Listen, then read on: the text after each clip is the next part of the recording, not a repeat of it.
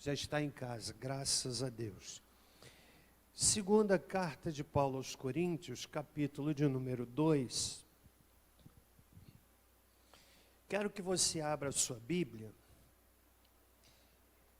e você vai fazer comigo o seguinte. Coloca a sua mão direita sobre a sua Bíblia. Eu quero desafiá-lo a fazer esta oração comigo. 2 Coríntios, capítulo 2. Você vai olhar o seu texto bíblico e vai dizer assim, diga comigo bem alto. Senhor Deus, bem firme, esta é a tua palavra. Fala ao meu coração. Em nome de Jesus. Amém. Segunda carta de Paulo aos Coríntios, eu já adianto que o tema da minha reflexão é as maquinações do diabo. E o apóstolo Paulo diz o seguinte, se alguém me entristeceu, não entristeceu só a mim, mas para que não seja por demais severo a todos vós. Basta-lhe ao tal esta repreensão feita pela maioria. De maneira que, pelo contrário, deveis antes perdoar-lhe e consolá-lo, para que o tal não seja de modo algum consumido por demasiada tristeza. Pelo que vos rogo, que confirmeis para com ele o vosso amor. E para isso vos escrevi também, para, por esta prova, saber se sois obedientes em tudo. E a quem perdoardes alguma coisa, também eu. E o que eu perdoei, se é que tenho perdoado, por amor de vós o fiz na presença de Cristo, para que não sejamos vencidos por Satanás. Pois não ignoramos as suas, o quê? Maquinações ou ardis. Em uma batalha, em uma guerra, há duas frentes de combate. Aquela que se trava no campo de batalha, soldado com arma em punho, não mais agora, mas na antiguidade era confronto homem a homem. É a batalha que se trava lá no campo, é aquela que os policiais militares, por exemplo, enfrentam quando vão no enfrentamento de uma facção criminosa. É aquela batalha onde muitos morrem, muitos perdem a vida. Então essa é a primeira frente de batalha, mas não é a única. Há uma outra frente de batalha que talvez seja até mais importante, ou seja, esta frente de batalha que eu vou citar, ela acaba sendo muito mais importante porque ela vai determinar vitória ou derrota, que tem a ver com a batalha da inteligência. É quando os estrategistas, eles estudam, eles pensam, eles elaboram planos, eles buscam estratégias que lhes garantam maior resultado. Por exemplo, na Segunda Guerra Mundial,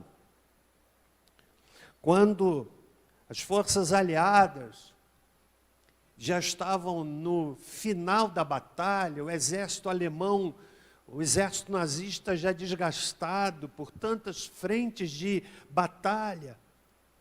E interessante que os estrategistas aliados mandaram construir canhões e jipes infláveis.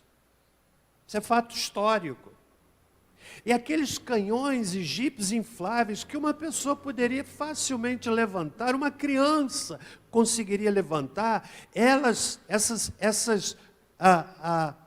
essa construção foi feita, pensada, foi a dimensão da inteligência, que espalhou vários canhões infláveis, vários jipes infláveis, de modo que as aeronaves inimigas, quando avistavam aqueles canhões, aqueles jipes, pensavam que eram jipes e canhões de fato. E intimidavam. Guerra da inteligência. O que eu quero dizer, irmãos, é que nós estamos também numa batalha. Uma batalha. E nessa batalha nós precisamos entender que o grande inimigo do crente, que o grande inimigo da igreja, que o seu grande inimigo, que o meu grande, maior inimigo, tem um nome. E Paulo, quando escreve esta carta, ele está nominando, ele está alertando aquela igreja, ele está dizendo: para que não sejamos vencidos por Satanás. Mas Paulo disse: nós não ignoramos os seus ardis, as suas maquinações. Talvez não seja essa a realidade de todos os crentes. A Bíblia diz, por exemplo, que no capítulo 4, no verso 4, o apóstolo Paulo, ele começa a desenhar, ele começa a descortinar, desnudar a intenção do diabo. Cegar o entendimento dos incrédulos, para que não lhes resplandeça a luz do evangelho da glória de Cristo, que é a imagem de Deus. Está aí no texto. Tudo que objetiva impedir que a pessoa conheça o evangelho, não tenhamos dúvidas. Tem ação satânica por trás. Tem a mente satânica em funcionamento. Paulo, quando escreve a carta aos Efésios, no capítulo 6, ele diz assim: fortaleçam-se no Senhor, verso 10, na força do seu poder, vistam-se de toda a armadura de Deus, para poderdes ficar firmes contra as astutas ciladas do diabo. Meus irmãos, nós estamos numa guerra. E a minha oração é de que o Espírito Santo, nessa manhã, use a palavra para provocar em você uma compreensão. Eu vou falar nessa manhã sobre 3 artimanhas, 3 mecanismos que o inimigo utiliza no intuito de fazer cumprir as suas maquinações. O meu dever é anunciar, o meu dever é denunciar à luz da palavra, é trazer a clareza. Eu quero dizer e citar aqui o que disse o Dr. John MacArthur, comentando o texto de 2 Coríntios capítulo 2. Ele faz um comentário desse texto dizendo o seguinte, abre aspas: o diabo quer produzir o pecado e a animosidade, que destruirá a unidade da igreja. Ele faz uso de todo tipo de abordagem possível para conseguir isso. Do legalismo à libertinagem. Da intolerância ao excesso de tolerância. Diz mais: Satanás tem como objetivo a mente do cristão. Mas Deus nos forneceu proteção ao desvendar os planos diabólicos nas Escrituras, junto com a concessão da verdade neutralizadora. Fecha aspas.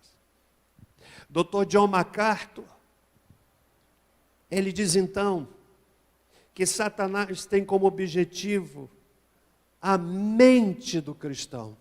Você sabe, Onde é que nós temos as maiores batalhas? Na nossa mente. Pensamentos equivocados, pensamentos contraditórios. Todos nós temos como maior campo de batalha, não é o campo físico, que tem forma, que tem cor, que tem cheiro, mas é na nossa mente. Talvez eu esteja falando aqui nessa manhã para pessoas que estão travando uma grande batalha na sua mente. Portanto, meu dever é denunciar com o texto sagrado, com a beleza da Bíblia, palavra de Deus. Ignorar as ciladas do inimigo é letal para a vida do crente e da igreja. Meus irmãos, nós precisamos blindar a nossa mente com a palavra. É isso, por exemplo, que está no Salmo 119, escondi a tua palavra no meu coração. O que é isso? É guardar aqui neste órgão que impulsiona sangue para todo o organismo? Não, significa que eu preciso me apropriar da palavra, e quanto mais a palavra vai inundando a minha mente, quanto mais a palavra vai penetrando o meu coração, a minha compreensão, a minha racionalidade, quanto mais a palavra de Deus esteja irrigando o meu interior, eu vou me tornando blindado. Blindado. Compreende isso? Você orou pedindo para a palavra falar o seu coração, não orou? Portanto, quero então dizer e listar aqui pelo menos 3 artifícios que Satanás utiliza para obter vitória sobre nós, ou na tentativa de obter vitória. Essa semana eu estava assistindo um filme, e lá no meio do filme teve uma frase que me chamou a atenção. Se me perguntar qual é o filme, não sei. Se perguntar quais são os atores, eu não sei. Mas eu gravei essa frase. Lá no enredo do filme dizia assim: conhecimento é metade da batalha. A outra parte é saber lidar com isso. E é verdade. Conhecimento é metade. Paulo está dizendo, nós não ignoramos. Mas você conhece? Você conhece quais são as maquinações do diabo, queridos ministrantes de adoração? Você conhece, você tem compreensão disto? E eu quero então nessa manhã listar pelo menos 3 artifícios. O que é que estava em voga aqui? Paulo havia escrito a primeira carta aos Coríntios, uma carta muito dura, uma carta de exortação. Paulo chega a dizer na primeira epístola, irmãos, eu não pude falar a vocês como espirituais, mas a carnais. Imagina, pensa uma igreja absurdamente tolerante. Pensa numa igreja que sabidamente o indivíduo se relacionava com o padrasto ou a madrasta. Pensa numa igreja de grupinhos identificados que disputavam entre si. Quem lê a primeira carta de Paulo aos Coríntios fica perplexo, não só pela magnitude dos pecados celebrados daquela igreja, mas mais do que isso, por sabermos e percebermos que muitas vezes eles se repetem. Paulo escreve uma carta dura, onde ele precisou fazer apologia do seu apostolado, porque alguns duvidavam disso. E agora, na segunda carta, Paulo, ele diz assim, olha, se alguém me entristeceu, e ele deve ter sofrido muito, porque as pessoas não gostam de uma palavra dura. Nós não somos simpáticos ao confronto. A gente gosta de elogio. Sim ou não? A gente gosta do afago. A gente gosta da bajulação, é verdade. O confronto, somente os corajosos são capazes de fazê-lo. Os medrosos dizem assim, eu não quero me envolver, mas os corajosos põem a cara para o tapa e confrontam. E confrontar, fala sério, não é nada agradável. Paulo diz, olha, se alguém me entristeceu, ele está dizendo, olha, perdoa, deixa para lá. Ele encerra dizendo, para que não sejamos vencidos por Satanás, pois não ignoramos as suas maquinações. Eu quero listar pelo menos 3, nesses 10, 15 minutos. Primeiro, guarde bem aqui. Qual é a primeira maquinação de Satanás? A culpa que tenta estancar a graça. Culpa que tenta estancar a graça. Ninguém falou mais sobre a graça do que o apóstolo Paulo. Ele encerra Romanos falando sobre graça. 1 aos Coríntios, 2 aos Coríntios, ele fala sobre graça. Gálatas, Efésios, Filipenses e Colossenses, ele termina falando sobre graça. 1 aos Tessalonicenses, 2 aos Tessalonicenses, 1 Timóteo, 2 Timóteo, Tito e Filemão, em todas as suas cartas, Paulo as encerra falando a graça de nosso Senhor Jesus Cristo seja convosco. Quem é alcançado pela graça de Deus não pode ficar refém da culpa. Guarde isso, irmão. O mesmo Paulo, ele nos exorta acerca do fato de que Satanás é o acusador. E quem se agarra à culpa está abrindo mão da graça. E quem se agarra à graça não fica refém da culpa. A graça de Deus, disse Paulo, em Tito capítulo 2, verso 11, se manifestou, trazendo salvação a todos os homens. Maravilhosa graça. É verdade que muitas vezes o diabo tenta jogar um holofote no seu e no meu passado obscuro, das coisas que nos lembramos e muitas vezes nos envergonhamos, e o papel dele é trabalhar com o passado, é jogar luz nas nossas misérias, nas nossas maldades, naquilo que outrora praticamos. Mas nós precisamos entender que sim, vivemos de uma forma absurdamente distante de Deus, mas há um fato que muda tudo: nós fomos alcançados pelo sangue de Jesus, e a nossa história a partir de ali é uma outra história. Ele diz isso em Romanos 8:1. Meus irmãos, que diz assim: nenhuma condenação há para os que estão em Cristo Jesus, que não andam segundo a carne, mas segundo o Espírito. Nenhuma condenação. Graça significa que não há mais condenação para aqueles que estão em Cristo. E quando nós nos esquecemos da graça, ficamos reféns da culpa. Compreende?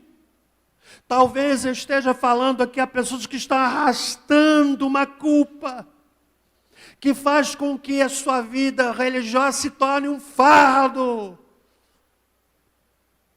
Eu estou aqui me dirigindo e pensando naqueles que de fato se converteram, nasceram de novo. Então essa é a primeira artimanha dele. E a gente não pode desconhecer. Estão comigo até aqui?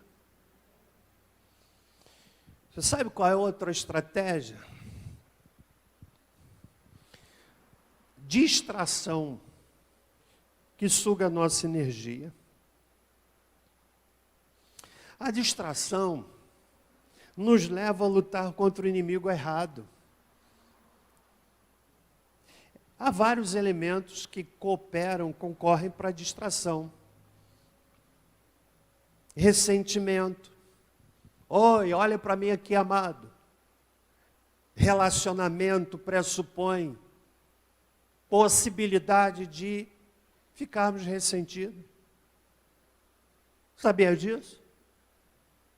O escritor aos Hebreus, capítulo 10, ele diz assim: tendo cuidado para que ninguém se prive da graça de Deus e de que nenhuma raiz de amargura brotando vos perturbe, por ela muito se contamine. Ressentimento distrai. Quantos de nós aqui ficamos ruminando? Ruminando. E sabe que isso gera um pensamento vicioso. O pensamento alimenta o sentimento alimenta o pensamento e fica essa gangorra. Isso é fato. Ressentimento gera distração. Faz com que o indivíduo, muitas vezes, perca a sua motivação. Ou então, ele começa a caminhar para um lado errado, porque foi distraído pelo ressentimento. Cansaço físico. T.D. Jakes, pastor americano lá em Dallas, eu gosto de ouvi-lo. Ocasião, ele disse que um dos maiores inimigos do líder é o cansaço. É o cansaço.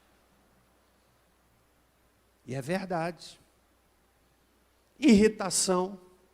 Cansaço leva à irritação. Quem é que se irrita com facilidade? Levanta a mão, não, irmão. Irritação. Eu fico muito irritado quando estou cansado. Mais do que quando estou com fome, porque eu não sou de comer muito. Aliás, eu estou diminuindo meu número de roupas. Tem gente que fica irritado quando não come. Passou a hora do almoço, o camarada vê estrelinha. Eu fico irritado quando estou cansado. Então, qual é o remédio? Descansar. Mas eu preciso dizer que entre esses elementos, há outros que têm como objetivo distrair. Paulo escreve aos Efésios, eu vou ler o texto todo, capítulo 6, versos de 10 a 12. Eu leio na Nova Versão Internacional, quando Paulo diz assim: finalmente fortalecei-vos no Senhor e na força do seu poder. Vistam toda a armadura de Deus para poderem ficar firmes contra as ciladas do diabo. Pois, olha só, a nossa luta não é contra pessoas. Querido irmão, a Bíblia está denunciando isto. Não é contra pessoas, mas contra os poderes e autoridades, contra os dominadores deste mundo de trevas, contra as forças espirituais do mal nas regiões celestes. A Bíblia está dizendo. Distração é ardil do inimigo. Está compreendendo, irmão? Terceira e última maquinação.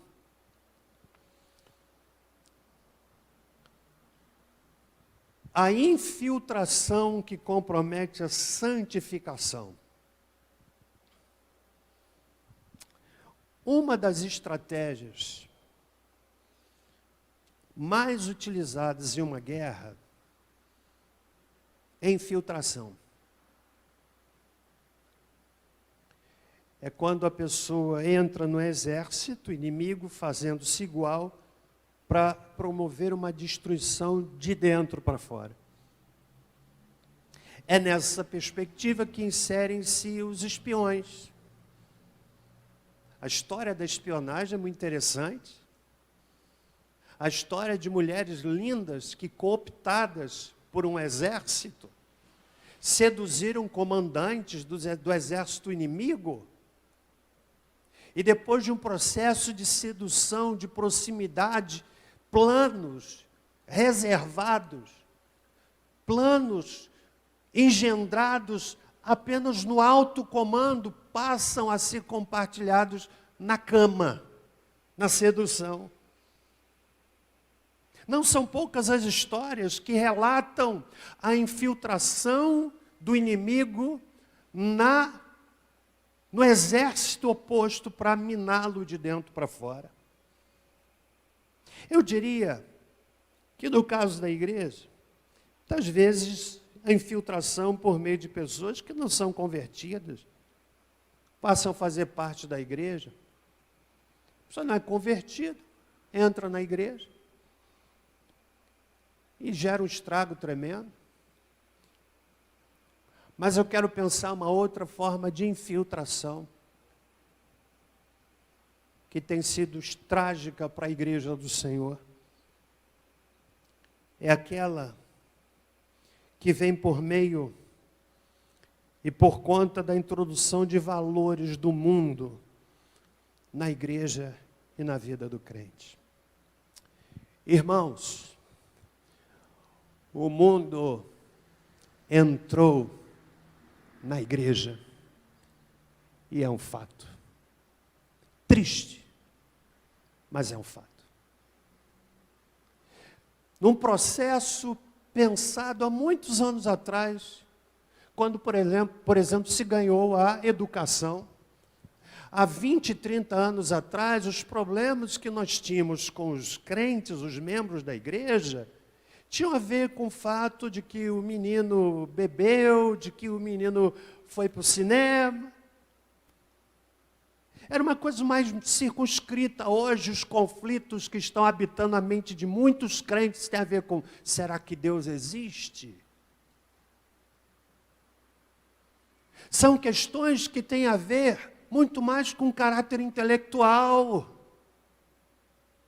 que foi urdido lá nas universidades que formaram os professores.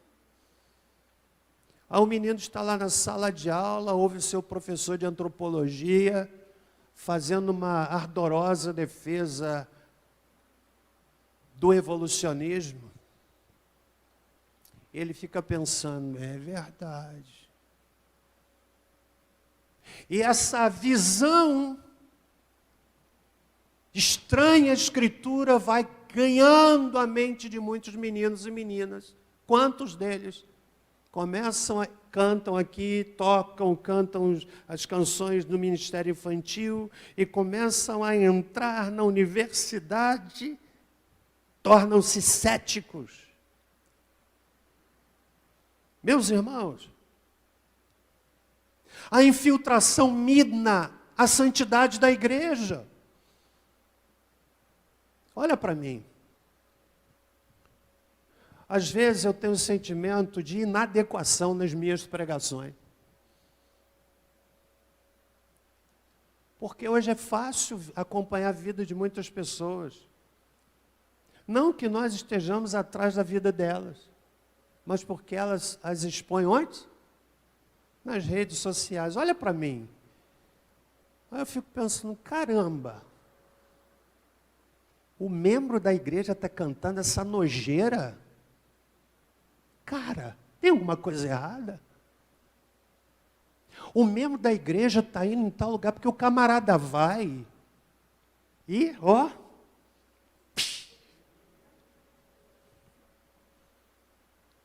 Olha para mim. Olha o que Paulo diz, irmãos, do seu zelo. É isso que toma o meu coração na 2ª carta, capítulo 11.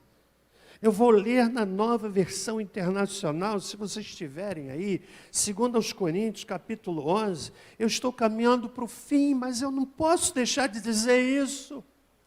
2 Coríntios 11, verso 1, Paulo diz assim: espero que vocês suportem um pouco da minha insensatez. Sim, por favor, sejam pacientes comigo. O zelo que tem por vocês é um zelo que vem de Deus. Eu os prometi a um único marido, Cristo, querendo apresentá-los a Ele como uma virgem pura. O que receio e quero evitar é que, assim como a serpente enganou Eva com astúcia, a mente de vocês seja corrompida e se desvie da sua sinceridade e pura devoção a Cristo. Irmão, eu preciso dizer isso. Evangelho faz da pessoa uma nova criatura. Não faz dela uma pessoa perfeita. Talvez você vá enfrentar lutas para o resto da sua vida. No campo de maior enfrentamento de batalha que é a sua mente. Mas eu preciso dizer isso. O Evangelho me desafia ao enquadramento à palavra de Jesus, e não a palavra de Jesus enquadrando-se à minha vida. Ei! Eu preciso dizer, a porta é estreita, sim. Eu preciso dizer que o caminho é apertado, sim. Mas que conduz à vida. Tem como. Paulo diz: não ignoramos as suas maquinações. Está entendendo? Quantos estão entendendo aqui? Está compreendendo? Deus nos ajude. E eu tenho segurança de uma coisa, irmãos. Por que a gente está falando uma campanha de oração? Alguns vão jejuar. Porque eu não posso mudar essa história. Eu não posso. Eu não posso mudar a vida do crente. Mas eu vou falar com quem pode. Há muitas questões da minha vida e do ministério, eu as trato lá no meu gabinete, sozinho, porta fechada, falando com Deus, colocando, Senhor, essa questão, Senhor está aqui. Sabe de uma coisa? Eu tenho visto Deus fazer coisas tremendas. Compreende, irmão? Sua luta não é contra pessoas. Se o diabo conseguir plantar isso na sua mente, ei, está tendo vantagem. Sacuda a cabeça, diga assim, pastor denunciou lá com a palavra. Eu tomo uma postura diferente. Quantos crentes que estão desanimados porque se aborreceram com alguém? Olha para mim, querido, você está aqui por causa de alguém ou por causa de Jesus? O que traz você aqui? Você está aqui porque qual a sua motivação? Se o seu motivo for outra pessoa, sinto dizer, em algum momento você vai se decepcionar. Mas se o seu motivo for o Senhor, eu garanto a você que você nunca vai se decepcionar. Amém? Nós vamos orar, por favor, consagrando os cálices. E enquanto os cálices forem distribuídos, nós vamos ouvir, cantar e ver um vídeo, não é isso, irmão? Estão convidados para essa celebração, todos os crentes batizados em comunhão, estão convidados para essa celebração. Pai, nós queremos te agradecer pela oportunidade de culto